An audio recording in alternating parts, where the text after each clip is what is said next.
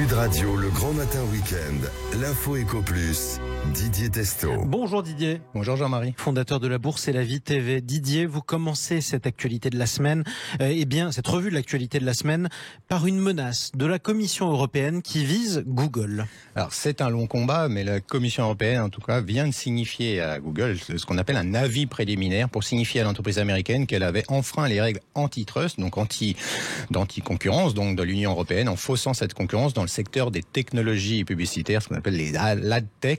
La Commission européenne estime que l'entreprise abuse de son rôle en tant que l'un des plus grands courtiers, fournisseurs de publicité numérique sur des sites web tiers et puis des applications. Alors Google, on le rappelle, bien sûr, il y a le moteur de recherche, mais il y a aussi YouTube, il y a aussi les mobiles Android, le système d'exploitation. Et la principale source de revenus de Google, c'est la publicité en ligne. Alors Google, selon la Commission, pourrait être obligé de revendre une partie de ses actifs. Alors aux États-Unis aussi, Google est sous le coup d'enquête de ce qu'on appelle donc l'antitrust. L'activité de technologie publicitaire de Google représente tout de même 14% de ses revenus publicitaires, soit 54,5 milliards de dollars. Ah oui, quand même, premier trimestre. Au premier trimestre, simplement, oui, quand même, 54,5 milliards de dollars. Allez, on reste dans l'univers des nouvelles technologies, Didier, mais cette fois-ci, on parle des licornes et la fête semble finie pour elles. Alors les licornes, les fameuses entreprises qui ont réussi à un moment de leur vie, souvent au début, de les lever de fonds pour développer leurs projets et ont eu une valorisation d'1 milliard de dollars ou d'euros. C'est ça qu'on appelle ces licornes. Alors cette semaine se tient le salon Vivatech. Les financiers, eux, font leurs calculs avec la hausse des taux d'intérêt. Il faut revoir leur tablette. Ce qui s'est passé, c'est que les valorisations, certaines étaient même farfelues, des années folles avec des taux d'intérêt très bas, de 2018 à 2022, commencent à s'effondrer. Si on ne prend pas de langue de bois, je crois pouvoir dire que cet argent fou a complètement déformé la valeur de certains actifs d'entreprise avec des idées certes intéressantes, mais aussi souvent de réalisations hasardeuses. L'argent, il faut dire, ne valait rien. Effectivement, vous parlez des taux d'intérêt. Ils étaient très bas avant et là, ils montent et ils vont continuer en plus. Même si la Réserve fédérale américaine n'a pas augmenté son taux directeur, cette semaine, c'était attendu. La surprise est plutôt venue d'ailleurs, c'est-à-dire sur les perspectives. La Réserve fédérale américaine envisage maintenant des perspectives autour de 5,50 à 5,75% pour son principal taux directeur.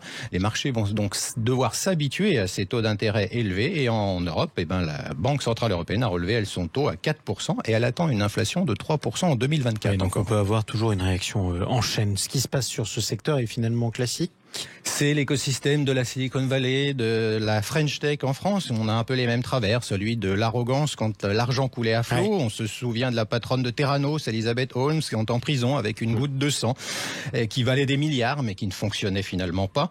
Une femme, mais dans l'écosystème de la tech, très masculin, c'est toujours à celui qui avait la plus grosse. Alors, la plus grosse levée de fonds, Jean-Marie. Cette semaine encore, le ministre du numérique, Jean-Noël Barrot, et son prédécesseur Cédrico sont félicités de la dernière levée de fonds, justement, dans l'intelligence artificielle. Alors les ministres sont souvent en retard d'un train. Un mois après sa création, la start-up française Mistral AI, c'est donc le tweet de ces deux ministres, a levé 105 millions d'euros pour créer de nouveaux modèles d'intelligence artificielle. Mais cette semaine, on pourrait aussi voir la belle histoire de Lunco, la société Néo Assurance, supposée future licorne, qui vient de bégayer avec 45 millions de dettes en 5 ans seulement, Jean-Marie, pas mal, créée en 2018 avec une procédure de sauvegarde, et on va avoir sans doute un rachat au rabais, et certains investisseurs vont perdre leur plume.